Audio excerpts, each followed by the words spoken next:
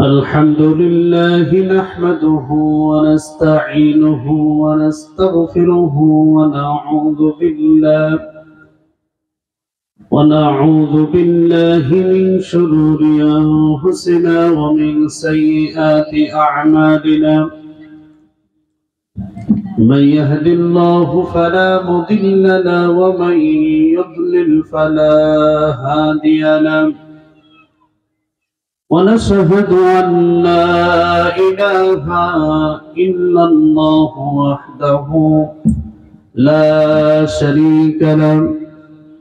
ونشهد أن سيدنا وحبيبنا ومولانا محمدا عبده ورسوله الذي أرسله بالحق بشيرا ونذيرا وداعيا إلى الله بإذنه وسراجا منيرا. فقد قال الله تعالى في كلامه المجيد وفرقانه الحميد: أعوذ بالله من الشيطان الرجيم. بسم الله الرحمن الرحيم. إن الله اشترى من المؤمنين أنفسهم وأموالهم بأن لهم الجنة يقاتلون في سبيل الله فيقتلون ويقتلون وعدا عليه حقا في التوراة والإنجيل والقرآن. ومن أوفى بعهده من الله فاستبشروا ببيعكم الذي بايعتم به وذلك هو الفوز العظيم. وقال تعالى في شان حبيب ومخبرا وآمرا: إن الله وملائكته يصلون على النبي يا أيها الذين آمنوا صلوا عليه وسلموا تسليما. اللهم على سيدنا مولانا محمد وعلى آل سيدنا সবাই পড়ি প্রাণ ভরে আল্লাহুম্মা সাল্লি আলা সাইয়্যিদিনা মাওলানা মুহাম্মদ ওয়া আলা আলি সাইয়্যিদিনা সবাই বলুন বালাওয়াল মাওলা বিকামালিহি كشف الدجى بجماله حسنت جميع خصاله صلوا عليه هو الحبيب الذي ترجى شفاعته لكل حول من الأحوال مقتهب بلغ الأولى بكماله كشف الدجى بجماله حسنت جميع خصاله صلوا عليه রামপাল উপজেলার প্রাণ কেন্দ্র ফয়লাহাট কামাল উদ্দিন মাধ্যমিক বিদ্যালয় অনুষ্ঠিত 2 নং উজলপুর ইউনিয়নের উদ্যোগে বাংলাদেশ শ্রমিক কল্যাণ ফেডারেশনের উদ্যোগে আয়োজিত 2 দিনব্যাপী ঐতিহাসিক তাফসীরুল কোরআন মাহফিল আজ তার উদ্বোধনী রজনী। এই রজনীর সম্মানিত সভাপতি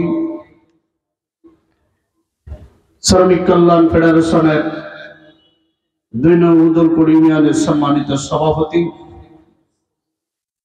জনাব খালিদুর রহমান বাদশা, আল্লাহ পাক যেন আজকের এই তাফসীর মাহফিলের সভাপতি মহোদয়কে আল্লাহ দ্বীন তার জমিনে প্রতিষ্ঠার জন্য আল্লাহ তাআলা এই জমিনের সিফা ও সালাহ হিসেবে আল্লাহ যেন কবুল করুন, সকলে বলুন আমিন।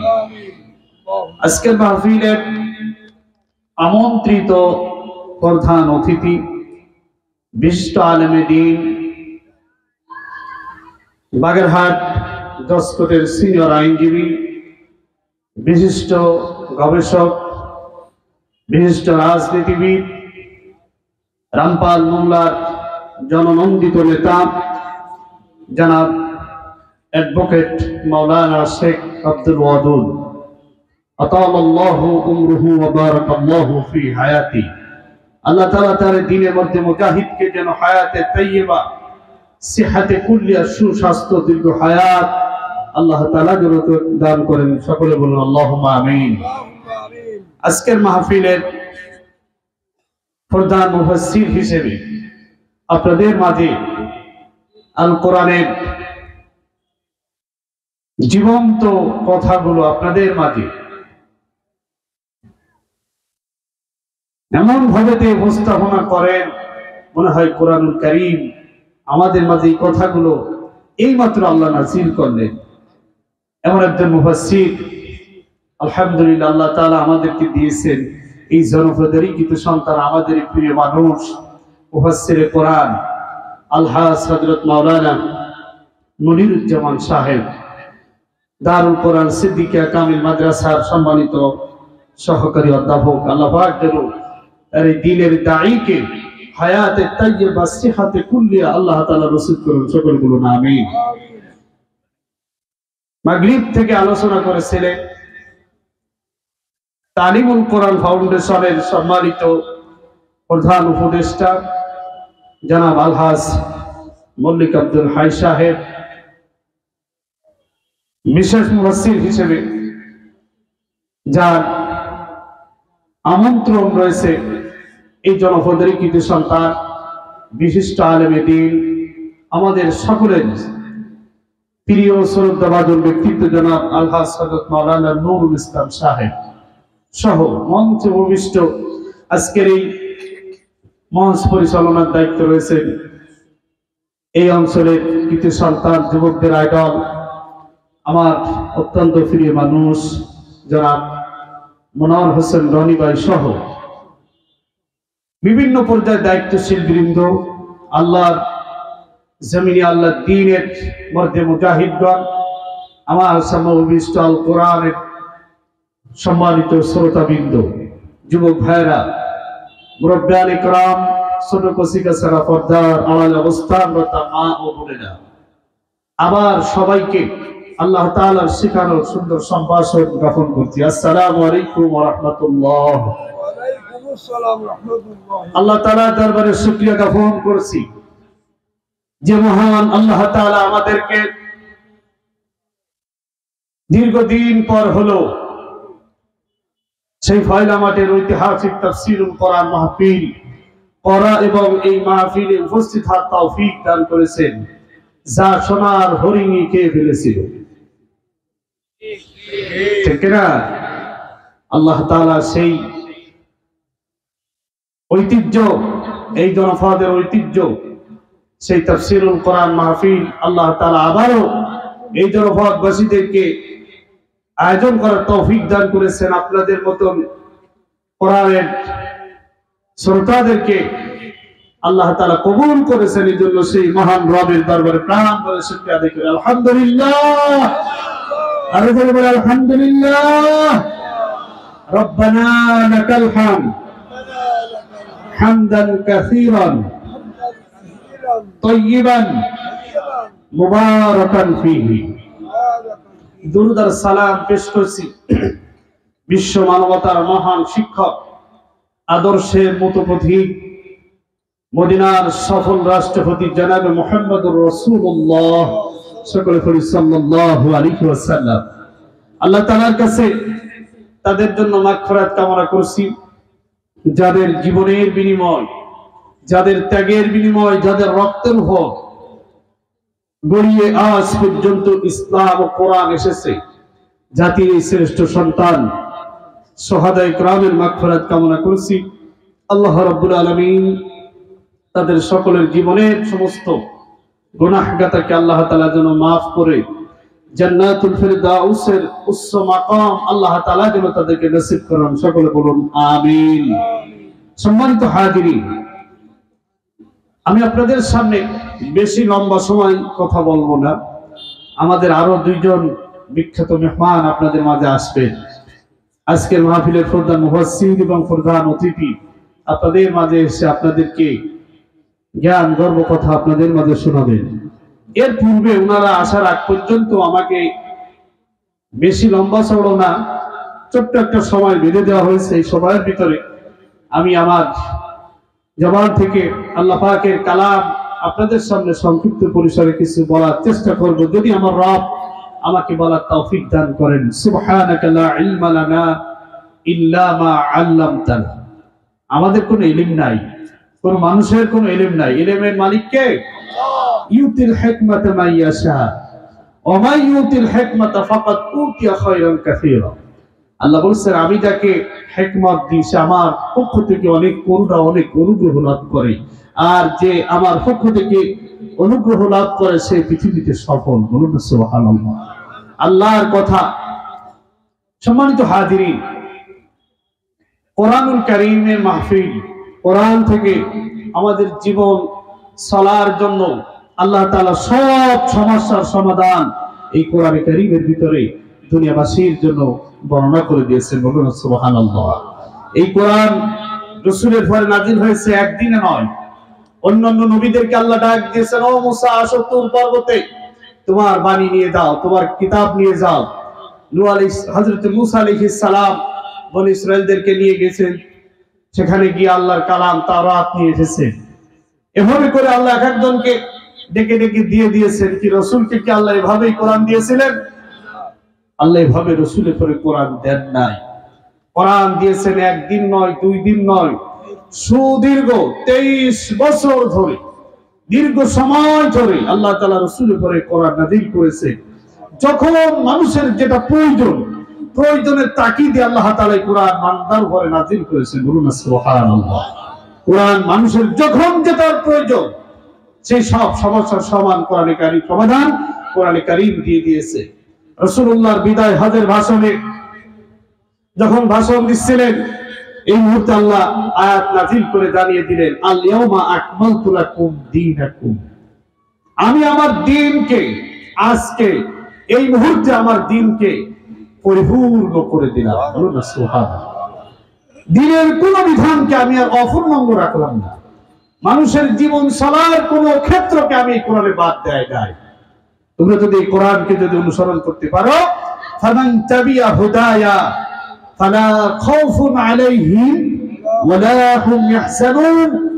তবে যদি আমি এই কোরআনকে মুকাম্মাল লিসানে হায়া পরিপূর্ণ করে দিয়েছি, কোনো কিছু বাদ দেইনি, তবে কোরআন যদি এই হেদায়েতের গ্রন্থ যদি তোমরা জীবনে অনুসরণ করতে পারো, ফালা খাউফুন আলাইহিম, জীবনে কোনো ভয় তোমাদের থাকবে না, ওয়ালা হুম ইয়াহজানুন, তোমাদের কোনো চিন্তা থাকবে না যদি কোরআনকে তোমরা অনুসরণ করে জীবন যাপন করতে পারো। সুবহানাল্লাহ। কোরআন সবকিছু সুষ্ঠু সমাধান দিয়েছে। কোরআন আছে, কিন্তু আমাদের সমাজে কোরআনের বিধিবিধান কায়েম নাই, চালু নাই। কথা বলেন ঠিক কিনা? কোরআন যে উদ্দেশ্য আল্লাহ দিয়েছেন, সে উদ্দেশ্যের বাস্তবায়ন আজ পৃথিবীবাসীকে হচ্ছে না। পৃথিবীবাসী সেই ক্ষেত্রকে কোরআনের জন্য ব্যবহার করছে না, যে উদ্দেশ্য আল্লাহ কোরআন নাযিল করেছে। এজন্য কোরআনুল কারীম পৃথিবীতে এসেছেন মানবতার মুক্তির জন্য। মানুষকে একমাত্র মুক্তি দেওয়ার জন্য কোরআন এসেছেন। পৃথিবীর সব সমস্যা সমাধান একমাত্র কোরআনে কারীম দিতে পারে। আজ দেখেন, বাংলাদেশ স্বাধীন হয়েছে, 53 বছর পূর্ণ হয়ে যাচ্ছে। 53 বছর কত শাসকেরা আসলে বাংলার স্বাধীন বাংলার ক্ষমতার মস্তদে। সবাই কিন্তু প্রচেষ্টা কম কেউ করে নাই, কেউ প্রচেষ্টা কম করে নাই। মানুষকে শান্তি দিতে, দেশবাসীকে একটু শান্তিতে রাখার জন্য সবাই চেষ্টা করেছিলেন কিনা? আমরা যদি ইতিহাসের দিকে সংক্ষেপে একটু নজর দিই, স্বাধীনতার স্থপতি মরহুম প্রেসিডেন্ট শেখ মুজিবুর রহমান দেশের জনগণকে নিয়ে একটা দেশের তাবেদার থেকে এই দেশকে মুক্ত করে তিনি দেশের ক্ষমতার মস্তদে বসলো, কিন্তু দেশটা নিজের ইচ্ছা মতো মানুষের তৈরি করা আইন দিয়ে চালালো। দেশের মানুষকে শান্তি দিতে পারলো না, চোর মুক্ত করতে পারে নাই। কথা বলেন ঠিক কিনা? আল্লাহ বান্দাকে বিদায় করে দিল। এরপরে আসলো general Ziaur Rahman, major general Ziaur Rahman. তিনিও চলে গেলেন, নিজের মত মতো আল্লাহর কোরআনের বিধিবিধান সমাজে কায়েম করলেন না। কিছু রাস্তাঘাট করলেন, কিছু দেশের জনগণের উন্নতি করলেন, কিন্তু মানুষের ভাগ্যের পরিবর্তন হলো না। কথা বলেন ঠিক কিনা? সেও চলে গেলেন দেশের জন্য জীবন দিয়ে চলে গেল। আসলো হোসেন মোহাম্মদ ইরশাদ। কত বিচক্ষণ মানুষ হলে সেনা প্রধান হতে পারে। দেশ পরিচালনা করলেন 9 বছর, দেশ পরিচালনা করলেন 10 বছর। দেশের জনগণ তাকে উপহার হিসেবে সাজা দিয়ে দিল। দেশের কোনো মানুষের ভাগ্যের পরিবর্তন হলো না। এভাবে আসলেন। তারপরে আসলেন বাংলাদেশের প্রথম মহিলা প্রধানমন্ত্রী দেশনেত্রী বেগম খালেদা জিয়া। ক্ষমতার মসনদে বসলেন। আল্লাহর বিধিবিধানের দিকে, বাংলার 90% মুসলমানের দেশ, কোরআনের সমাজ, কোরআনের বিধিবিধানের একটা বিধানও কায়েম করে নাই। দেশের কোনো ভাগ্য পরিবর্তন হয় নাই। কথা বলেন ঠিক কিনা?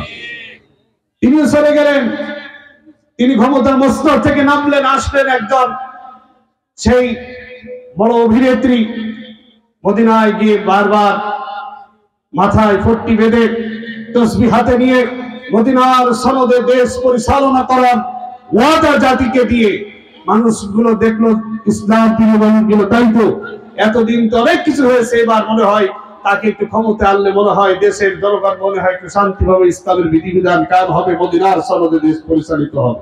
ঠিক কিনা? কিন্তু যে উদ্দেশ্যে আসলেন, আসার পরে তো হিতে বিপরীতটা হয়ে গেল। এভাবে করে করে করে করে আজ 2024 সাল একেবারে যাওয়ার মুহূর্ত।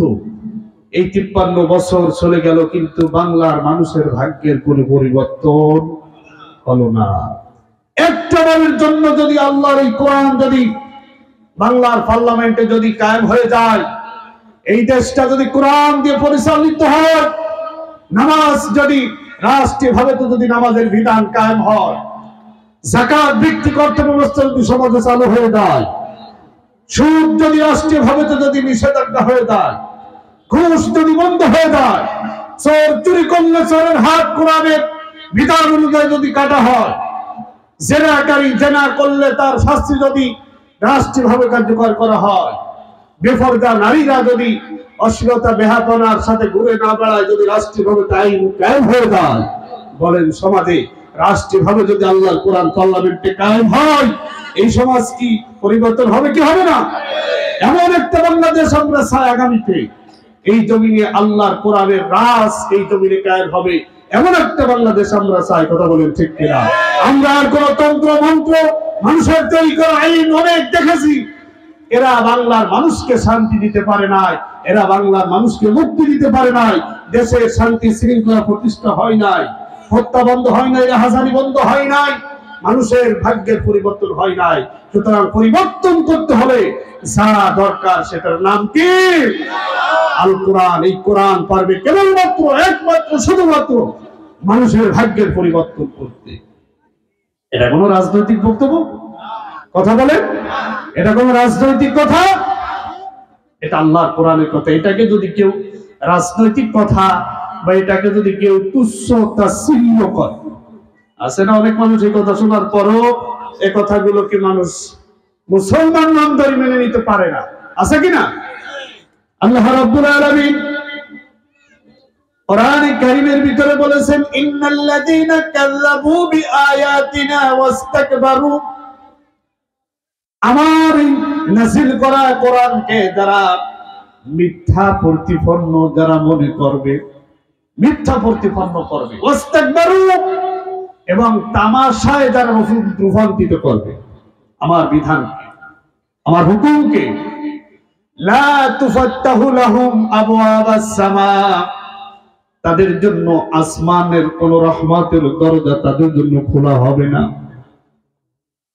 ওয়ালা ইয়াদখুলুনাল জান্নাতা হাত্তা ইয়ালিজাল জামালু ফি সামিল খিয়াত, তাদের জন্য জান্নাতে যাওয়া তেমনি অসম্ভব যেমন সুদের ছিদ্র পথে যেমন উষ্ট গমন করানো যেমন অসম্ভব, আমার বিধানকে যারা মিথ্যা প্রতিপন্ন মনে করবে, মিথ্যা প্রতিপন্ন করবে এবং যারা তামাশায় রূপান্তরিত করবে, তাদের জান্নাতে যাওয়া তেমনি অসম্ভব যেমন সুদের ছিদ্র পথে উট গমন করানো যেমন অসম্ভব। সুই চেনেন না? আছে না সবার বাড়িতে? সুয়ের যে ছিদ্র কত বড়, ওর মধ্যে দিয়ে একটা উট প্রবেশ করানো যায়? তার চেয়ে একটু ছোট সাইজের গরু প্রবেশ করানো যায়? যায়। দুইটাই তো একটা জানো যায় না? হ্যাঁ, এটা যেমন সম্ভব নয় আমার কোরআনকে যারা মিথ্যা প্রতিপন্ন করবে, তামাশায় যারা রূপান্তরিত করবে আমার কোন বিধানকে, আল্লাহ রাব্বুল আলামিন বলেন তাদের জান্নাতে যাওয়া তেমনি অসম্ভব। আল্লাহর একটা বিধানকেও যদি কেউ সন্দেহের চোখে দেয়, সন্দেহ, আল্লাহর কোন বিধান যদি এতটুকু যদি কথা তার ভিতর থেকে তৈরি হয়ে যায়, তার ঈমান হারা হয়েছে, ঈমান হারা হয়েছে, কাফের হয়ে যায়। কথা বলেন ঠিক কিনা? অথচ আমরা নামদারি মুসলমান আল্লাহর কত বিধানকে আমরা অস্বীকার করতেছি, ত্যাগ করতেছি। কথা বলেন ঠিক কিনা? আমাদের দেশে কাদিয়ানিরা আছে না? কাদিয়ানি চেনেন তো? এই কাদিয়ানিরা কেন আজকে আমাদের দৃষ্টিকোণ থেকে কাফের? তারা হলো খাতামান নবিয়্যিন মুহাম্মদুর রাসূলুল্লাহ সাল্লাল্লাহু আলাইহি ওয়াসাল্লাম আল্লাহর প্রেরিত শেষ নবী, এটা ওরা স্বীকার করে না। এই জন্য কোরআনের দৃষ্টিকোণ থেকে তারা কাফের। তার একটা কথাকে অমান্য করে, তা হলো রাসূলুল্লাহ শেষ নবী। মা কানা মুহাম্মাদুন আবা আহাদিন মির রিজালিকুম ওয়ালাকিন রাসূলুল্লাহি ওয়া খাতামান নবিয়্যিন, এই কথাকে তারা মানতে পারে না। তারা বলে শেষ নবী গোলাম মুহাম্মদ কাদিয়ানী, এটা তারা দাবি করে। এই কারণে তারা কাফের। অথচ আমাদের সমাজে যারা মুসলমান নামধারী আল্লাহর অসংখ্য বিধানকে তারা অস্বীকার করে, বর্জন করে। কাদিয়ানীরা যদি একটা বিধান তো অস্বীকার করে কাফের হয়, এই সমাজে মানব রচিত মতবাদের পিছনে যারা দৌড়ায় তারা আল্লাহর অসংখ্য বিধানকে লঙ্ঘন করে। কথা বলেন ঠিক কিনা? তাহলে কাদিয়ানীরা যদি কাফের হয়, আল্লাহর কোরআনের ফতোয়া অনুযায়ী তারাও সেই কাতারে শামিল হবে। কথা বলেন ঠিক কিনা? এখানে ফতোয়া নামের সাথে মুসলমান থাকতে পারে, মুসলমানই তো। বাপ যদি মুসলমান হয়, ছেলে মুসলমান হয় না। বাপ যদি ডাক্তার হয়, প্রত্যেক সূত্রে ছেলে কখনো ডাক্তার হয় না। বাপ যদি ইঞ্জিনিয়ার হয়, ওই ছেলে বাপের ছেলে ইঞ্জিনিয়ার হয় না। তেমনি মুসলমানের ছেলে বাপ মুসলমান, ওই সুবাদে মুসলমান হয় না। মুসলমান হতে হলে আল্লাহ যে মুসলমানের শর্ত কোরআনে আরোপ করেছে, এই শর্তকে জীবনে জ্ঞান মানার পরেই না সে মুসলমান হয়। কথা বলেন ঠিক কিনা? এই জন্য ভাইরা আমার, এই কোরআন আল্লাহ রাব্বুল আলামিন নাযিল করেন দুনিয়াবাসীর সামনে দিয়েছেন, ও দুনিয়াবাসী, আমি যে কোরআন তোমাদের মাঝে দিলাম, এই কোরআনের আংশিক মানবা, আংশিক বর্জন করবা, এটা হবে না। আংশিক কিছু মানলাম, কিছু মানলাম না, তাহলে মুসলমানিত্ব, তাহলে ইমানদার হওয়া যাবে? আল্লাহ রাব্বুল আলামিন বলেছেন, উদখুলু ফিস-সিলমি কাফা, পরিপূর্ণ রূপে ইসলামের ভিতরে দাখিল হও, পরিপূর্ণ রূপে মানো।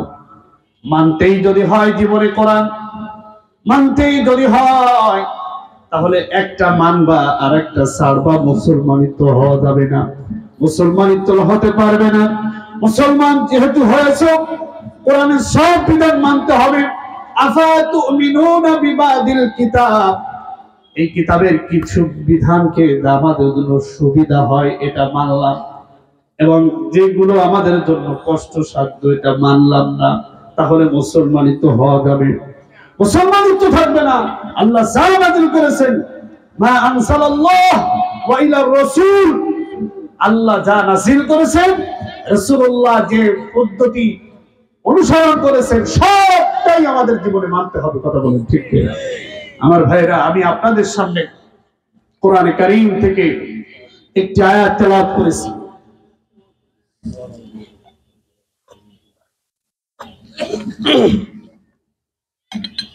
এই আয়াতের পরেই কিছু কথা বলার চেষ্টা করব, মহান রব যদি তৌফিক দান করে। এই আয়াতটি আমাদের সবার পরিচিত প্রসিদ্ধ একটি আয়াত, সূরা আত-তাওবা 111 নম্বর আয়াত। এই আয়াতে কারিমা আয়াতের মূল বিষয়বস্তু হলো একজন মুমিনের জীবনের লক্ষ্য ও উদ্দেশ্য কি, এটাই হলো আয়াতের মূল শিক্ষা। এই বিষয় পরে আমি আপনাদের সামনে কিছু কথা বলবো ইনশাআল্লাহ। সূরা আত-তাওবা, সূরার নাম কি বলেছি? আত-তাওবা। এই তাওবা সূরাটি নাযিল হয়েছিল রাসূলুল্লাহ সাল্লাল্লাহু আলাইহি ওয়াসাল্লামের পরে মদিনায়। তবে আমি যে আয়াতে কারিমা আপনাদের সামনে তেলাওয়াত করেছি, এই সূরাটি নাযিল হয়েছে, এই আয়াতটি নাযিল হয়েছিল মক্কাতে। রাসূলুল্লাহ যখন মদিনায় হিজরত করবেন, হিজরতের পূর্ব মুহূর্তে আয়াতে কারিমা নাযিল হয়েছিল, এবং আয়াত নাযিল হয়েছিল মক্কায়, আয়াতের বাস্তবায়ন হয়েছিল মদিনায়। সম্মানিত হাজিরিন, সূরা তাওবা নামকরণ সংক্রান্ত কিছু কথা। সূরা তাওবা কেন নামকরণ সূরা তাওবা করা হলো, আর এই সূরার কয়েকটি মৌলিক বিষয় আছে। তাহলে এই সূরা তেলাওয়াতের ক্ষেত্রে শুরুতে আল্লাহ তাআলা বিসমিল্লাহির রহমানির রহিম শব্দটি ব্যবহার করেন নাই। কেন করেন নাই, এ ব্যাপারে মুফাসসিরিন ইকরামের মতে বিভিন্ন মতামত ব্যক্ত করেছেন। কেউ বলেছেন সূরা আনফালের জের ধরে সূরাটি নাযিল হয়েছে, কেউ বলেছেন আল্লাহ তাআলা মুশরিকদের উপরে রাগান্বিত ক্রোধের সাথে এই সূরা নাযিল করেছেন। আবার কেউ বলেছেন প্রসিদ্ধ যে মতটি তা হলো আল্লাহ তাআলা যখন নাযির হযরত জিবরাইলকে জানিয়েছিলেন, তখন বিসমিল্লাহ উল্লেখ ছিল না। জিবরাইল যখন রাসূলুল্লাহকে তেলাওয়াত করে শুনিয়েছিলেন, তখন বিসমিল্লাহ উল্লেখ ছিল না। পরবর্তীতে রাসূল যখন সাহাবায়ে কেরামের সামনে যখন বর্ণনা করেছিলেন, তখন রাসূলুল্লাহ বিসমিল্লাহ উল্লেখ করেন নাই।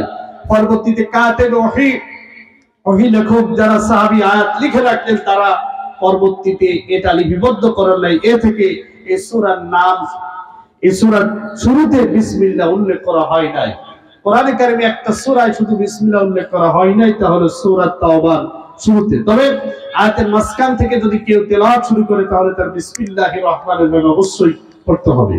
সম্মানিত হাজিরিন, এই সূরার নামকরণ সংক্রান্ত কয়েকটি কথা বলেই আমি আমার আলোচ্য আয়াতের পরে কথা বলতে চাই। এই সূরাটি এমন একটি প্রেক্ষাপটে আল্লাহ নাযিল করেছিলেন, যখন রাসূলুল্লাহ সাল্লাল্লাহু আলাইহি ওয়াসাল্লাম ৮ম হিজরিতে মক্কা বিজয় এবং হুনাইনের যুদ্ধ সম্পন্ন করে রাসূলুল্লাহ সাল্লাল্লাহু আলাইহি ওয়াসাল্লাম দীর্ঘ ৮ বছর সংগ্রাম করে, একটানা ৮টা বছর সংগ্রাম করে রাসূলুল্লাহ সাল্লাল্লাহু আলাইহি ওয়াসাল্লাম একটু শত্রু মুক্ত করে একটু স্বস্তির নিঃশ্বাস ফেলে সাহাবায়ে কেরামদেরকে একটু স্বাভাবিকভাবে জীবন যাপনের জন্য সবাইকে বললেন, যাও একটু সবাই পরিবার পরিজনের সাথে সময় দাও। এমন সময় মদিনার এবং সিরিয়ার সীমান্ত তাবুক নামক একটা এলাকা থেকে জাইতুনের তেল ব্যবসায়ী একদল কাফেলা আসতেছিল। তখন দেখলেন যে রোম সম্রাট হিরাক্লিয়াস 1,00,000 প্রশিক্ষণ প্রাপ্ত সেনাবাহিনীদেরকে 1 বছরের বেতন ভাতা পরিতুষ্ট করে তাদেরকে মদিনা এবং সিরিয়ার সীমান্তে বসে অপেক্ষা করতেছে, যে কোনো মুহূর্তে মদিনার রাসূলুল্লাহ প্রতিষ্ঠিত মদিনার রাষ্ট্রকে হামলা করে তছনছ করে শেষ করে দিবে। এই মুহূর্তে তার সাথে মদিনার আরো কিছু গোত্র যোগ হয়েছে এবং যে কোনো মুহূর্তে মদিনায় অতর্কিত হামলা করে তছনছ করে দিতে পারে ইসলামী ভূখণ্ডকে। এই ঘটনাগুলো জাইতুনের তেল ব্যবসায়ী একদল কাফেলা মদিনায় এসে সরাসরি রাসূলের সাথে সাক্ষাৎ করে রাসূলুল্লাহকে জানালেন, ইয়া রাসূলুল্লাহ, এই মুহূর্তে কিন্তু এই দৃশ্য আমরা সচক্ষে আসার পথে দেখে আসলাম। রাসূলুল্লাহর সাথে সাথে মজলিসে শুরা সাহাবে কেরামদেরকে নিয়ে পরামর্শ বসলেন। বসার সাথে সাথে সাহাবে কেরামদেরকে জানালেন ঘটনাটি। এই রাসূলুল্লাহ বলেন, এই মুহূর্তে যদি আমরা বসে থাকি তাহলে আমাদের এই ভূখণ্ড আমাদের হাতছাড়া হয়ে যাবে। সুতরাং আমাদের যার যা আছে সর্বশক্তি প্রয়োগ করে এই রোম সম্রাটকে তার এই সেনাবাহিনীদেরকে আমাদেরকে পরাজিত লড়তে হবে, তা না হলে কিন্তু মুসলমানদের ভূখণ্ড ইতিহাস ঐতিহ্য সব বিলীন হয়ে যাবে। রাসূলুল্লাহ সাল্লাল্লাহু আলাইহি ওয়াসাল্লাম সাহাবীদেরকে বললেন, তোমাদেরকে একটু ছুটি দিলাম, দাও একটু বাড়িতে পরিবার পরিজনের কাছ থেকে সবাই একটু সময় কাটাও। আল্লাহর নবী হযরতে বেলালকে বললেন, বেলাল, যাদেরকে বলা হলো সবাই পরিবারের কাছে চলে যাও। হযরতে বেলাল রাসূলুল্লাহর নির্দেশ অনুযায়ী বেলাল মদিনার বাজারে মদিনার অলিতে গলিতে সংবাদ দিতে লাগলেন, আন-নাফির আন-নাফির আল জিহাদ ফি সাবিলিল্লাহ। এটাই ছিল জিহাদের ডাক।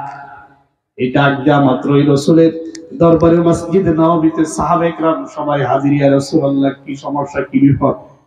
রাসূল সাহাবায়ে কেরাম সবাই রাসূলের সামনে, আল্লাহ নবী সাহাবায়ে কেরামদের সামনে সব ঘটনাগুলো জানালেন। ও সাহাবীরা, এই মুহূর্তে মদিনার এবং সিরিয়ার সীমান্তে রোম সম্রাট সেনাবাহিনী নিয়ে এসেছে, মদিনার রাষ্ট্র অতর্কিত হামলা করে তছনছ করে দেবে। এখন যদি আমরা আমাদের শক্তি জানান যদি না দিই তাহলে ওরা ইসলামী ভূখণ্ডকে একেবারে শেষ করে দিবে। ওদের টার্গেট ইসলামী ভূখণ্ড এবং আমি আল্লাহ রাসূল আমাকে টার্গেট করে রেখেছে। সাহাবে کرام রাসূলের কথা শোনা মাত্রই বলে, ইয়া রাসূলুল্লাহ, চলুন আমরা অবশ্যই এ ব্যাপারে কোনো ছাড় দেওয়া যাবে না। দিনের মধ্যে মুতাহিদ যারা, তারা যখন ইসলামের কোন বিপরীত যদি কোনো কথা যদি কেউ বলে তার ব্যাপারে বিন্দু পরিমাণ ছাড় দেওয়ার মানসিকতা তারা তৈরি করে না। কথা বলেন ঠিক কিনা? রাসূলুল্লাহ সাল্লাল্লাহু আলাইহি সাল্লাম সবাইকে ডাকলেন।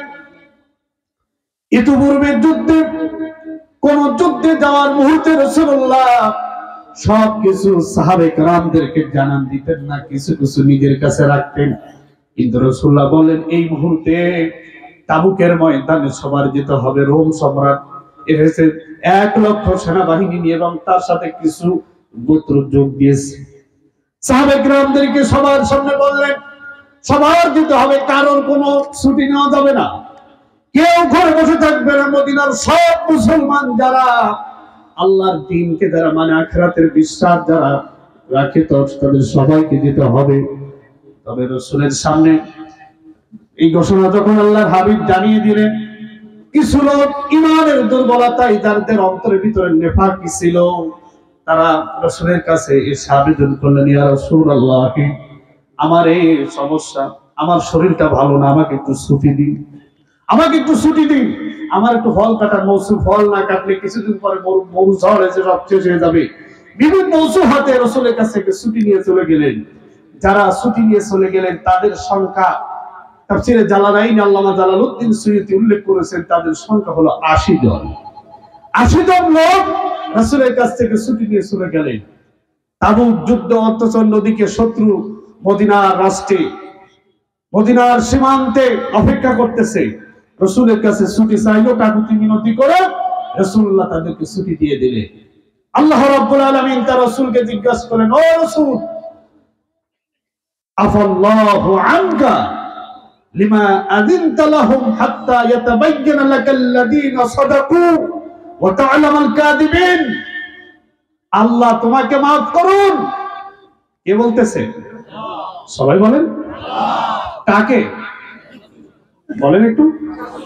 রাসূলকে। আফাল্লাহু আনকা, আল্লাহ আপনাকে মাফ করুন। আপনি কেন এদেরকে ছুটি দিলেন?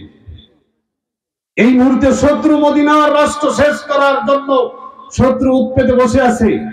আপনি কেন জানলেন না তাদের যে আবেদনগুলো তারা করলে এটা সত্য মিথ্যা জাস্টিফাই না করে আপনি কেন ছুটি দিলেন? আপনার ছুটি দেওয়াটা উচিত হয় নাই। তাহলে রাসূলকে আল্লাহ শাসালেন এই কারণে যে আল্লাহ তাআলা তার রাসূল কি করেছেন? ছুটি দিয়েছেন। আর যারা ছুটি নিয়েছিল তাদের পরে তো আল্লাহ খুব সন্তুষ্ট নাকি?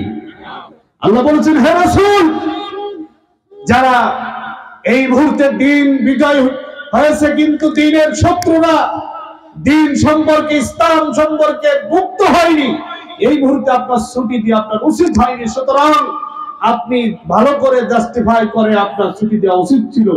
রাসূলুল্লাহ সাল্লাল্লাহু আলাইহি ওয়াসাল্লাম আল্লাহ রাব্বুল আলামিন তাকে মাফ করে দিলেন। মানে আল্লাহু আনকা, আল্লাহ আপনাকে ক্ষমা করুন।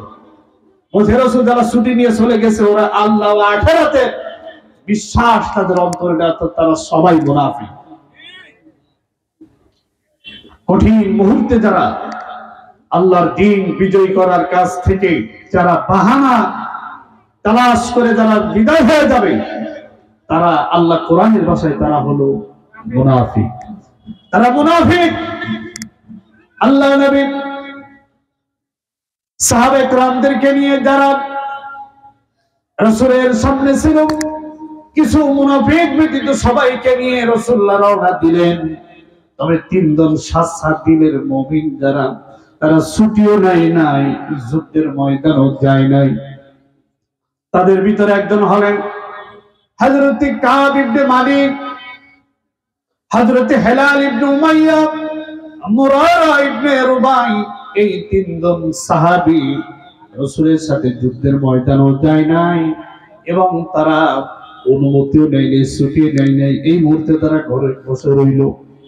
তিনজন জলিল কদর সাহাবী ঘরে বসে থাকলো। হযরত কাব ইবনে মালিক নিজেই হাদিস বর্ণনা করেছেন। তিনি বলছেন, রাসূলুল্লাহ যখন আমাদেরকে নিয়ে যখন যুদ্ধের মাঠে রওনা হবেন, আমাদেরকে সব ঘটনা বললেন। আমি অধীর আগ্রহ ছিল আমার যাওয়ার, কিন্তু আমি যখন ওখান থেকে বাড়ি চলে আসলাম, আমার মনের ভিতরে আমার ভিতরে অলসতা আমার ভিতরে পেয়ে বসলো। আমি ভাবলাম যে আজ তো কাফেলা রওনা দিয়েছে, আমি আগামীকাল আমার দ্রুতগামী কাফেলা আছে, আমার বাহন আছে, ঘোড়ার পিঠেগামী করে রাসূলুল্লাহর সেই যাত্রী সে আমি সেটা ধরে ফেলবো। এভাবে করে করে এক পর্যায়ে আমার ভিতরে অলসতা আমার ভিতরে পেয়ে বসলো। যাওয়ার পরে আমার নিজের কাছে নিজে উত্তপ্ত হলো, হারে কেমন হলো, যা না যাওয়াটাও আমার কাছে বেশি স্বাচ্ছন্দ্য বোধ করতেছিল না। তবে আমি মদিনার বাজারে গিয়ে দেখলাম, মদিনার বাজারে যারা ঘোরাঘুরি করতেছে তারা মুনাফিক আর মাজুর ছাড়া কোন শাস্ত্র দিলে মুমিন যারা আল্লাহ আখিরাতের বিশ্বাস যাদের আছে, তারা কেউ জিহাদের ময়দান থেকে আল্লাহ দ্বীন জমিনে টিকে রাখার এই কাফেলার জন্য কেউ ঘরে বসে নাই। বলুন সুবহানাল্লাহ। আমরাও মুসলমান, রাসূলের সাহাবীরাও মুসলমান ছিলেন। আমার ভাইরা, রাসূলুল্লাহ সাল্লাল্লাহু আলাইহি সাল্লাম রওনা দিলেন। যখন রোম সম্রাট জানতে পারলো মুহাম্মাদুর রাসূলুল্লাহ মদিনার সব নাগরিক নিয়ে আসতেছে আমাদের মোকাবিলা করার জন্য, গণঅভ্যুত্থান শুরু হয়ে গেছে, এই খবর যখন রোম সম্রাট হিরাক্লিয়াসের কানে যখন গেল, এবার তার 1 লক্ষ সেনাবাহিনী নিয়ে সবাই পিছু হটতে বাধ্য হলো। বলুন সুবহানাল্লাহ। বিনা রক্তপাতে তাবুকের বিজয় হয়ে গেল, শত্রু মুক্ত হয়ে গেল। এরকম গণঅভ্যুত্থান যখন শুরু হয়ে যায়, সেইটা সারেরা এমনিতে পালায়। কথা বলেন ঠিক কিনা? এর আগে কোন যতই খুচরো খাজরা যতই আন্দোলন সংগ্রাম হোক না, কোনো কাজ হয় না। তার তাবুকের ময়দান থেকে আজ পর্যন্ত ইতিহাস এটা প্রমাণ করে, কোন স্বৈরাচারের জন্য সর্বস্তরের জনগণ যতক্ষণ না পর্যন্ত মাঠে দাঁড়াবে ততক্ষণ পর্যন্ত স্বৈরাচারের পতন হয় না। রোম সম্রাট হিরাক্লিয়াস পালিয়ে চলে গেল, রাসূলুল্লাহ দেখলেন কিছুই না। আমার ভাইরা, তবে রাসূলুল্লাহ যখন ফিরে আসলেন, আসার পরে আসল খেলা শুরু হয়ে গেল। যে তিনজন সাহাবী যুদ্ধে না গিয়ে ঘরে বসে রইল, এরা রাসূলুল্লাহর কাছে এসে বলি, ইয়া রাসূলুল্লাহ, আমাদের কোনো জরুরত ছিল না, কোনো প্রয়োজন ছিল না, আমাদের ভিতরে অলসতা আমাদের পেয়ে বসেছিল এমনিতেই। রাসূলুল্লাহ সাল্লাল্লাহু আলাইহি ওয়াসাল্লাম তাদের কাছে যখন সত্যতা স্বীকার করলো, আল্লাহ তাআলা জানালেন, ওয়া সালাসাতুল লাযীনা খুল্লিফু, হে রাসূল, এই তিনজনকে আপনি তাদেরকে বরখাস্ত করুন। আল্লাহ তাদেরকে তিনজনকে সাহাবীর মর্যাদা থেকে তাদেরকে বরখাস্ত করে দিলেন। তারা নামাজ ত্যাগ করেছিল, একটু বুঝে উত্তর দেবেন, নামাজ ত্যাগ করেছিল, রোজা ত্যাগ করেছিল। কাব ইবনে মালিক বলেন, আমি বদর যুদ্ধ থেকে শুরু করে রাসূলুল্লাহর সাথে তাবুক পর্যন্ত কোন যুদ্ধে আমি অংশগ্রহণ করা থেকে বিরত ছিলাম না।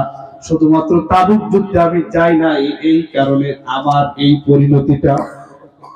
শুধুমাত্র তাবুক যুদ্ধে অংশগ্রহণ করে নাই, বদর যুদ্ধে যারা অংশগ্রহণ করেছে, আল্লাহ কোরআনে বলেছেন, রাদিয়াল্লাহু আনহুম ওয়া রাদু আনহু, যারা তাবুক যুদ্ধে, বদর যুদ্ধে যারা অংশগ্রহণ করেছিলেন, আল্লাহ তাদের পরে রাজি খুশি হয়েছেন। সুবহানাল্লাহ। হাতিব ইবনে আবি বালতা বদরি সাহাবী ছিলেন, মুসলমানদের একটা গোপন তথ্য ফাঁস করে দিয়েছিল। ওমর যখন বললেন হাতিব ইবনে আবি বালতা এখনো পর্যন্ত জীবিত আছে, রাসূলুল্লাহ বললেন, হে ওমর, তুমি কি জানো না হাতিব ইবনে আবি বালতা কি বদরি সাহাবী নাম? বড় একটা ভুল করার পরও এই বদরের ময়দানে, বদরি যুদ্ধ হওয়ার কারণে আল্লাহ রাসূল তাকে সাধারণ ক্ষমা ঘোষণা করে দিলেন। কিন্তু তাবুকের ময়দানে এত বড় কঠিন একটা মুহূর্ত ছিল, কঠিন একটা সিচুয়েশন ছিল যে একমাত্র যুদ্ধে অংশগ্রহণ না করার কারণে তার ব্যাপারে আল্লাহ স্পেশাল আয়াত নাযিল করে জানায়া দিলেন, হে রাসূল, এই তিনজনের ব্যাপারে সামাজিক সব সম্পর্ক বয়কট করুন। যারা বিনা প্রয়োজনে এই দিনের কঠিন মুহূর্তে ঘরে বসে থেকে যারা আনন্দ করলো এবং যারা আত্মতৃপ্তি লাভ করলো, আপনার সাথে যারা অংশগ্রহণ করলো না, এদের সাথে সামাজিক সব সম্পর্ক বয়কট করে দেওয়া হলো। স্ত্রীদেরকে বলা হলো, তোমার স্বামীর সাথে কোনো কথাবার্তা বলবে না। রাসূলুল্লাহর সাথে কাব বিন মালিক বলেছেন, আমি যখন রাসূলুল্লাহর সাথে আমার দেখা হতো, রাসূলুল্লাহ আমাকে দেখে চেহারাটা ঘুরিয়ে দিয়ে দিতেন। সাহাবায়ে কেরামের সাথে যখন আমার দেখা হতো, সালাম দিতাম, কেউ জবাব দিত না, সবাই আমাকে দেখে আমাকে মুখটা ফিরিয়ে নিয়ে যেত। বাজারে যেতাম কেনাকাটা করার জন্য, বাজারের দোকানদাররা আমাকে দেখে তাদের দোকানগুলো বন্ধ করে দিত। এভাবে করে করে 40 দিন পার হয়ে গেল। যখন দেখলো এভাবে জীবন যাপন আর করা যায় না, তারা প্রতিজ্ঞা করলো, এই জীবন রেখে আর লাভ নাই। আল্লাহ যদি আমাদেরকে ক্ষমা ঘোষণা না করে, তাহলে এই জীবন রেখে আর লাভ নাই। এক পর্যায়ে তারা মসজিদে নববীতে খুঁটির সামনে নিজেদের কেমন ভাবেতে বেঁধে ফেললো, বল, আল্লাহ, যে ভুল করেছি, আল্লাহ তুমি যদি ক্ষমা না করো, আমাদের আর কোন ক্ষমা রাস্তা নেই। এমন ভাবে তারা প্রতিজ্ঞাবদ্ধ হলো। আল্লাহ তাআলা এই তিনজনকে সাধারণ ক্ষমা ঘোষণা করলেন, তাদের তওবা কবুল করে নিলেন। সুবহানাল্লাহ। এই থেকে সূরার নাম সূরা আত-তাওবা নামকরণ করা হয়েছে। সম্মানিত হাজিরিন, এ থেকে আমাদের কি কিছু শেখার নাই? আছে কিনা? আমার ভাইরা, মুমিনের জীবনের লক্ষ্য উদ্দেশ্য কি হবে? আমি জায়াতে কারিমা তেলাওয়াত করেছি। একজন মুমিন তার জীবনের সর্বপ্রথম লক্ষ্য হলো আল্লাহ রাব্বুল আলামিনের সন্তুষ্টি লাভ করা। এটাই হলো মুমিন জীবনের লক্ষ্য। কথা বলেন ঠিক কিনা? মুমিনদের জীবনের সবচেয়ে বড় লক্ষ্য হলো আল্লাহ রাব্বুল আলামিনের সন্তুষ্টি। এটা ছাড়া জীবন বৃথা। আল্লাহ তাআলা বলেন, ইন্নাল্লাহা আশতারা মিনাল মুমিনিনা আনফুসাহুম ওয়া আমওয়ালাহুম বিআন্না লাহুমুল জান্নাহ। আল্লাহ বলেছেন, নিশ্চয় আল্লাহ মুমিনদের কাছ থেকে আল্লাহ রাব্বুল আলামিন ক্রয় করে নিয়েছেন তাদের জান এবং তাদের মাল, তাদের জীবন এবং তাদের সম্পদ। আল্লাহ রাব্বুল আলামিন কিনে নিয়েছেন। বলুন সুবহানাল্লাহ। আল্লাহ ঈমানদারদের জান এবং মাল, তাদের জীবনকে এবং তাদের সম্পদকে আল্লাহ কিনে নিয়ে গেছেন। সুবহানাল্লাহ। বিনিময়টা হলো বিআন্না লাহুমুল জান্নাহ। আল্লাহ রাব্বুল আলামিন তার অফুরন্ত নিয়ামতের সাম্রাজ্য জান্নাত তাদেরকে দান করবে। আল্লাহ ঈমানদার কাছ থেকে ক্রয় করেছে তারা জান আর মাল। আল্লাহ এর বিনিময় বান্দাকে দিবেন জান্নাত। বলুন সুবহানাল্লাহ। আল্লাহ আমাদের কাছ থেকে কিনবে, আল্লাহর কাছ থেকে, আল্লাহর কাছে কি আমরা বেচতে পারি না? পারি কি না? এই জীবন দেওয়া কার? সবাই বলেন, এই জীবনের মালিক কে? আমার সম্পদের মালিক কে? এই জীবনের মালিকও আল্লাহ। আমাকে যে সম্পদ দিয়েছে তার মালিকও আল্লাহ রাব্বুল আলামিন। আবার আল্লাহ বলেছে আমি তোমার কাছে কিনতে চাই। তার মানে হলো আল্লাহ তাআলা আপনাকে আমাকে তার নিয়ামতে পরিপূর্ণ জান্নাতে দেওয়ার যে কৌশল, এটা আল্লাহ তাআলা আমাদের মাধ্যমে প্রয়োগ করতে চান। বলুন সুবহানাল্লাহ। আমার ভাইরা, আল্লাহ রাব্বুল আলামিন আমাদেরকে দুনিয়ায় যদি দুটো জিনিস আমরা আল্লাহকে দিতে পারি, এর বিনিময়ে আল্লাহ তাআলা আমাদেরকে জান্নাত দিবেন। ক্রেতা হলেন স্বয়ং আল্লাহ, বিক্রেতা হলো মুমিন। আমরা কারা? মুমিন যারা। বিনিময়টা হলো আমাদের সম্পদ, এবং আমাদের এই জীবন, এবং এর বিনিময় হলো জান্নাত। সুবহানাল্লাহ। আয়াতের শেষ অংশে আল্লাহ বলেছেন ওয়াদালিকা হুয়াল ফাউজুল আযীম। এটাই হলো তোমাদের জীবনে সবচেয়ে বড় সফলতা, যে আল্লাহ রাব্বুল আলামিনের মতো মহান সত্তার সাথে তোমরা চুক্তিতে ক্রয় বিক্রয় আবদ্ধ হতে পেরেছো। সুবহানাল্লাহ। এই আয়াতে কারিমা নাযিল হয়েছিল এর শানে নুজুল রাসূলুল্লাহ সাল্লাল্লাহু আলাইহি ওয়াসাল্লাম যখন মক্কাতে হিজরতের পূর্ব মুহূর্তে আকাবার প্রথম শফাত, মাত্র 7 জন মানুষ মদিনা থেকে এসে রাসূলের কাছে শফাত নিয়েছিল।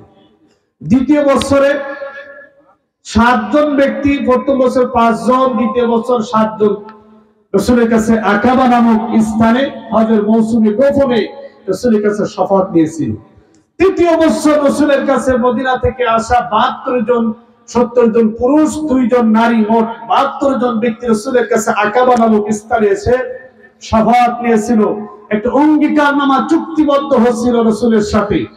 এই 72 জন যারা ছিলেন তাদের ভিতরে তাদের লিডার ছিল হযরত আব্দুল্লাহ ইবনে রাওয়াহা রাদিয়াল্লাহু তাআলা।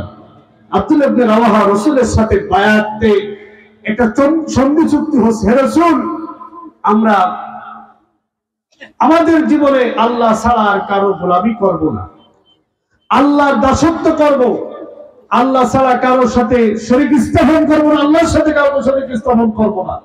আল্লাহর ব্যাপারে শর্ত কি? রাসূলুল্লাহ বলেন আল্লাহর সাথে তোমরা আল্লাহর ইবাদত করবে, তার সাথে কারো শরীক স্থাপন করবে না। আমার ব্যাপারে শর্ত হলো তোমরা আমাকে হেফাজত করবে তেমনি ভাবে যেমনি ভাবে তোমাদের ধন সম্পদ জান মাল হেফাজত করো, এভাবে তোমরা এই দুইটি শর্ত যদি মেনে নিতে পারো, রাসূলুল্লাহ বললেন আল্লাহ তাআলা তোমাদেরকে জান্নাত দান করবেন। সুবহানাল্লাহ। এই দুইটি জিনিস, এই দুইটি শর্ত যদি তোমরা পূর্ণ করতে পারো, আল্লাহ এই দুইটি শর্তের বিনিময়ে তোমাদের জান্নাত দিতে পারেন। বলুন সুবহানাল্লাহ। হযরত আব্দুল্লাহ বিন রাওয়াহা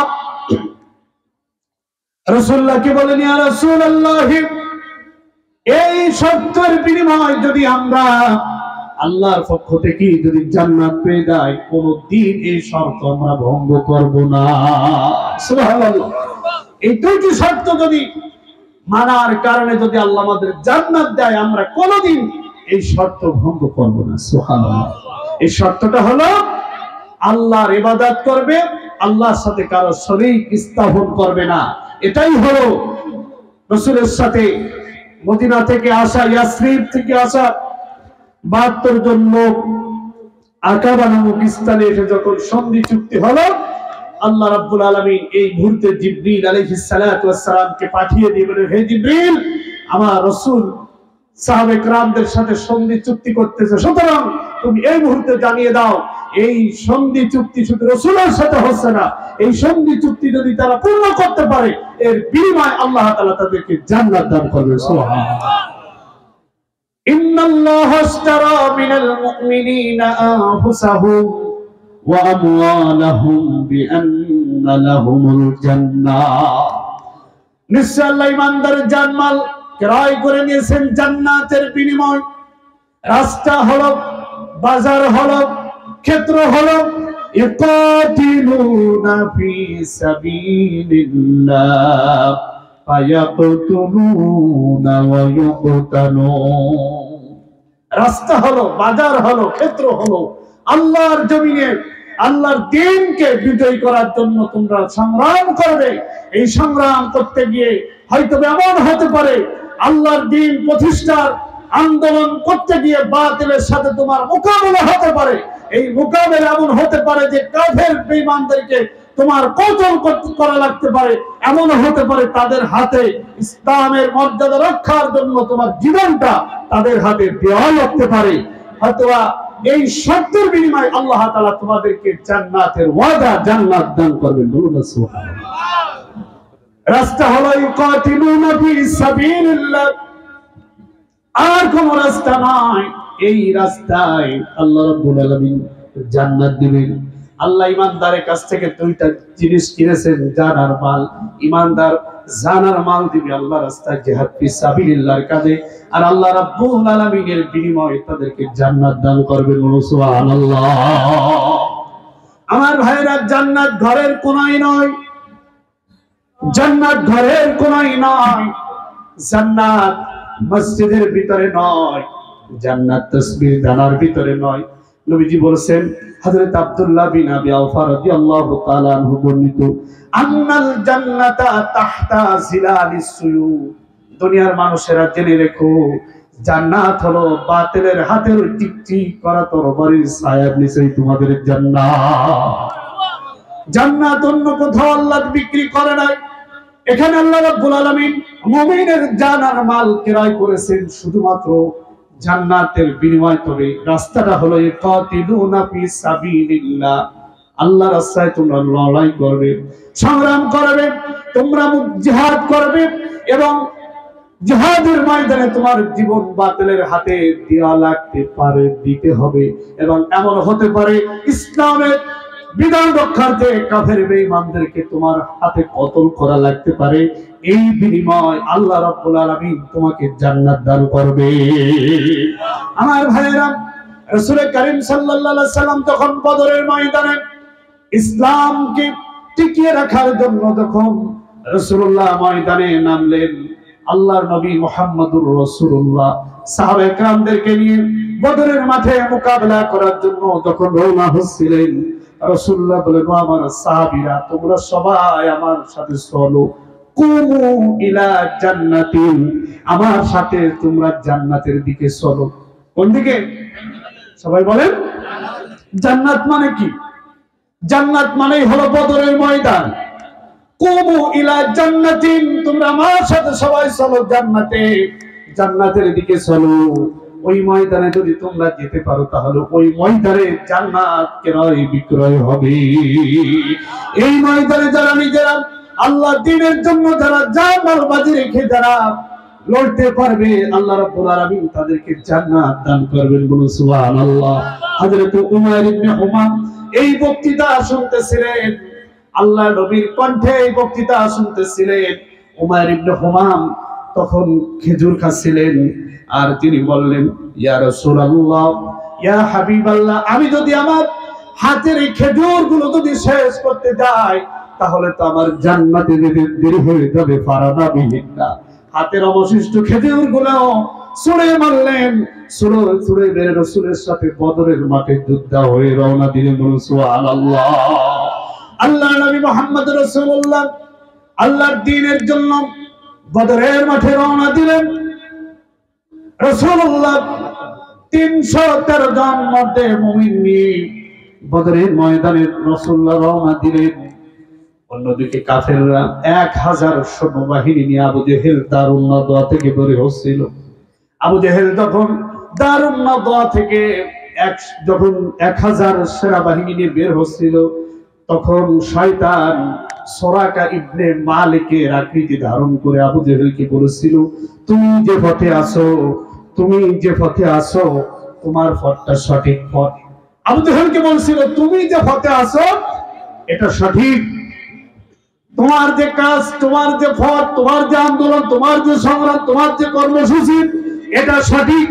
কোরআনে কারিমে সূরা আনফালের 48 নম্বর আয়াতে আল্লাহ রাব্বুল আলামিন বলেন, وإذ زينا لهم الشيطان أعمالهم شيطان أعمالهم আবু জেহেল যে পথে রয়েছে যে কর্মে রয়েছে শয়তান আবু জেহেলের কাজটা চাকচিক্যময় করে তুলে ধরে বলেছিল লা গালিবালা কুল ইয়াউমা মিনান নাস পৃথিবীতে এমন কোন শক্তি এখনো তৈরি হয় নাই যে তোমাকে বদরের মাঠে হারাতে পারবে ওয়া ইন্নী জারুল লাকুম আর আমি বদরের ময়দানে তোমার সাথে তোমার প্রতিবেশী হিসেবে বদরের মাঠে থাকবো তোমার বিজয় নিশ্চিত না হওয়া পর্যন্ত আমি তোমার সাথে থাকবো শয়তান নাস্তের একজন আবেদ ছেদে সুরাকে ইবনে মালিক এক ছেদে এসে আবু জেহেলের মসজিদে এসে কথা বললো যে তুমি যে মতের পরে পথের পরে এটা সঠিক তোমার যে পদ্ধতি তোমার যে ফর্মুলা তুমি সঠিক পথে আসছো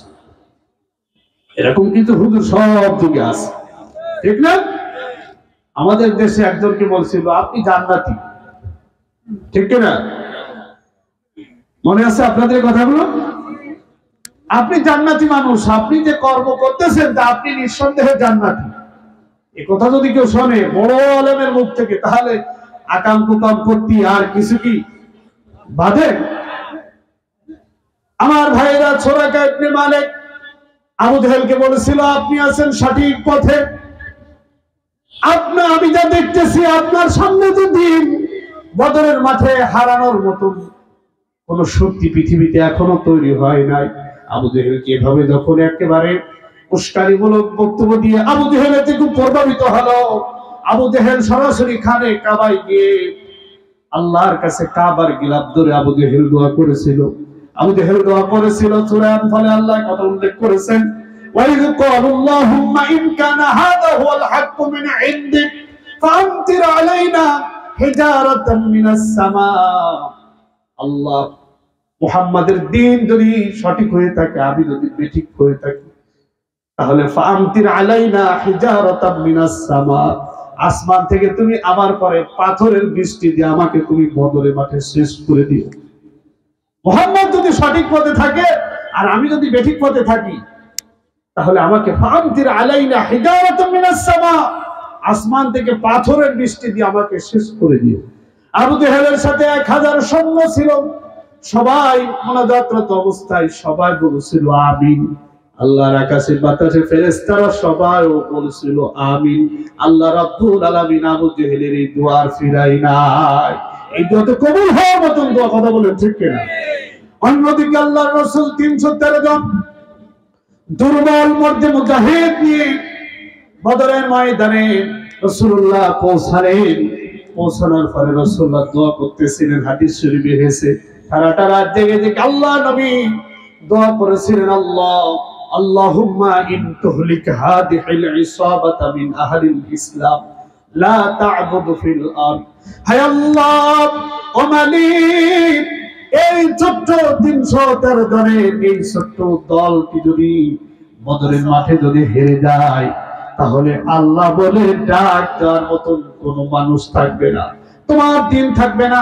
তোমার কোরআন থাকবে না ইসলাম থাকবে না আল্লাহ রাব্বুল আলামিন তুমি 313 জনের ছোট্ট বাহিনীটাকে বিজয় দান করে দাও একদিকে মুহাম্মদ রাসূলুল্লাহ দোয়া করে আল্লাহ তুমি যদি চাও এই জমিনে দিন থাকুক ইসলাম থাকুক তোমার নবী থাকুক তোমার গোলামেরা থাকুক তাহলে তুমি আগামী কাল মুসলমানদের বিজয় করো আর আবু জেহেল দোয়া করতেছে আল্লাহ মুহাম্মদ যদি সঠিক পথে থাকে আমি যদি বেঠিক পথে থাকি তাহলে আল্লাহ তুমি আমাকে আসমান থেকে পাথর নাযিল করে ধ্বংস করে দাও দেখা গেল দোয়া দুজনেরই একই ঠিক না আল্লাহ রাব্বুল আলামিন বদরের ময়দানে রাসূলকেও দিলেন আবু জেহেলও আসলো আল্লাহ রাব্বুল আলামিন ওই বদরের ময়দানে আসমান থেকে সাহায্য নাযিল করে মুসলমানদের বিজয় দান করে দিলেন বলো সুবহানাল্লাহ 313 জন মধ্যে মুমিন সশস্ত্র 1000 সৈন্যের মোকাবেলায় আল্লাহ রাব্বুল আলামিন মুসলমানদের বিজয় দান করে দিলেন তবে যারা এই ময়দানে যারা শহীদ হয়েছিল যারা নিহত হয়েছিল আল্লাহ তাআলা তাদেরকে শাহাদাতের মর্যাদা দিয়ে শহীদ করে নিলেন আর যারা জীবিত ছিল অংশগ্রহণকারী সাহাবী আল্লাহ সবাইকে সাধারণ ক্ষমা ঘোষণা করে দিলেন আমার ভাইরা যে কথা বলতেছিলাম জান্নাত এমনিতেই ঘরের কোনায় বসে পাওয়া যাবে না। নবীদের ইতিহাস দেখুন, দুনিয়া এমন কোন নবী নাই দিনের জন্য রক্ত ঝরাই নাই, এমন কোন নবী নাই যে বাতিলের মোকাবেলায় নবীরা লড়াই করে নাই, ঘরে বসে থাকে নাই। কথা বলেন ঠিক কিনা? রাসূলুল্লাহর মতন ভালো মানুষ এই পৃথিবীতে কেউ আসে নাই আল্লাহর দ্বীন জমিনে বিজয় করার জন্য। নবীজির মতন শরীফ মানুষ 27টি যুদ্ধে রাসূলুল্লাহ নেতৃত্ব দিয়েছেন, অসংখ্য সাহাবী জীবন দিয়েছেন, অসংখ্য সাহাবী কতল হয়েছে, অসংখ্য সাহাবী মাতৃভূমি ছেড়েছেন। এই ইসলামের রাস্তাটা মানেই হলো কণ্ঠকাকীর্ণ জরাজীর্ণ একটা বিপদময় রাস্তা। এই রাস্তাটা যদি কেউ দুনিয়ার এই সাময়িক দুনিয়ায় যদি কেউ কষ্ট করে পার হতে পারে, আল্লাহ রাব্বুল আলামিন এর বিনিময়ে পরকালীন জীবনের সফলতা, সেই নিয়ামতপূর্ণ জান্নাত দিয়ে তাদেরকে ধন্য করে দিবে। আমার ভাইরা, এজন্য ইসলামের রাস্তায় আমাদের সকলকে আসতে হবে। পৃথিবীতে শান্তির রাস্তা হলো একমাত্র ইসলামের রাস্তা। এছাড়া আর কোন মতবাদে আর কোন পথে শান্তি নাই, জান্নাতে যাওয়ার আর কোনো সুযোগ নাই। এজন্য সকলে ফুতুতাত আহ্বান আমার, যে যে পথে যে যে মতে চলুন না কেন, পড়ার পরে সকলকে আল্লাহর কাছে আল্লাহর দ্বীন মেনেই, ইসলামের বিধিবিধান মেনেই কিন্তু পরকালের জীবনে উঠতে হবে। যে যে পথে দৌড়াচ্ছেন, হাঁটতেছেন, চলতেছেন, একটু চিন্তা করুন আমি কোন পথে হাঁটতেছি। আল্লাহ জিজ্ঞাসা ফাআইনা তাযহাবুন, কোথায় যাও? ইসলাম রেখে কোথায় যাও? মানুষের তৈরি করা আইনে পৃথিবীতে শান্তি আসবে না, মুক্তি আসবে না। এই কথা বললে অনেক মনে করে যে মনে হয় যে আমাদের পিছনে লেগেছে। না, এই এমন একটা দিন আসবে যেদিনের আফসোস, যেদিনের আর্তনাদ, যেদিনের কাকুতি বিনতি করবেন কিন্তু কোনো লাভ হবে না। এই জন্য সবাইকে আহ্বান জানায়, মরার পরে জীবনের সব কিছু কর্ম রবের সামনে দাঁড়িয়ে জবাবদিহি করতে হবে। সেদিন নেতা হবে একমাত্র মুহাম্মদুর রাসূলুল্লাহ। মুহাম্মদ রাসূলুল্লাহকে যারা দুনিয়ার বুকে নেতা মেনেছে, কিয়ামতের মাঠে তারাই মুহাম্মদ রাসূলুল্লাহর সাথে হাসরে উঠবে। আল্লাহ কোরআনে সূরা বানী ইসরাঈল ৭১ নম্বর আয়াতে বলেছেন, ইয়াওমা নাদউ কুল্লা উনাসিম বিইমামিহিম, কিয়ামতের দিন আমি প্রত্যেক মানুষকে তার নেতার সাথে আমি ডাকবো। কোন নেতা? মসজিদের ইমাম সাহেবের সাথে না, দুনিয়ায় যে যে নেতার আদর্শ পালন করে দুনিয়ার জীবন চালাবে সেই সেই নেতার সাথে আল্লাহ ডাকবে। সুতরাং এমন ব্যক্তিকে নেতা মানা যাবে না যার জীবনের লক্ষ্য উদ্দেশ্য রাসূলুল্লাহর জীবনের লক্ষ্যের সাথে বিপরীত। এমন নেতা মানতে হবে যে নেতার জীবনের লক্ষ্য, জীবনের উদ্দেশ্য রাসূলুল্লাহ পৃথিবীতে এসেছিলেন যে লক্ষ্য উদ্দেশ্য অর্জনের জন্য, সেই লক্ষ্যের সাথে নেতার জীবনের লক্ষ্য মিলে যায়। যে নেতার সূরতের দিকে দেখলে সে রাসূলের সাথে মিলে যায়, এমন নেতাদেরকে আমরা সমাজের নেতা মানব। রাজি আছি তো ইনশাআল্লাহ সবাই? এই জমিনে আল্লাহর হুকুমত কায়েমের জন্য সবাইকে দল মত নির্বিশেষে সব দ্বিধাদ্বন্দ্ব ভুলে গিয়ে আগামী দিনে এই জমিনে কোরআনের রাজ কায়েমের জন্য শহীদ গাজী আবু বকরের রক্ত ঝরা এই জমিনে অসংখ্য শহীদের রক্ত ঝরেছে। বিশ্বনন্দিত মুফাসসির কোরআনের জন্য এই জনপদে পাশে শুয়ে আছে। এরকম করে বাংলার জমিনে অসংখ্য শহীদের রক্ত ঝরা জমিন, এই জমিনে আগামী দিনে কোরআনের রাজ এই জমিনে কায়েমের জন্য সকলকে দল মত নির্বিশেষে মুসলমান যদি দাবি করে থাকি তাহলে সকলকে ঐক্যবদ্ধভাবে আল্লাহর জমিনে দ্বীন বিজয় করার জন্য প্রতিজ্ঞাবদ্ধ হতে হবে। আমরা তো সবাই রাজি আছি তো ইনশাআল্লাহ? লিল্লাহি তাকবীর, নারে তাকবীর। আল্লাহ তাআলা আমাদের সকলকে কবুল করুন। আমি যে কথাগুলো বললাম আমি সহ এলোপাতাড়ি কথা আমাদের জীবনে আমল করার তৌফিক দান করুন। আসলে মেহমানরা একে একে এসেছে, আমি আসলে টের পাইনি। যাই হোক, আলহামদুলিল্লাহ তাদেরকে বসিয়ে রাখা কথা বলা আমার জন্য তাদের শানের খেলাফ।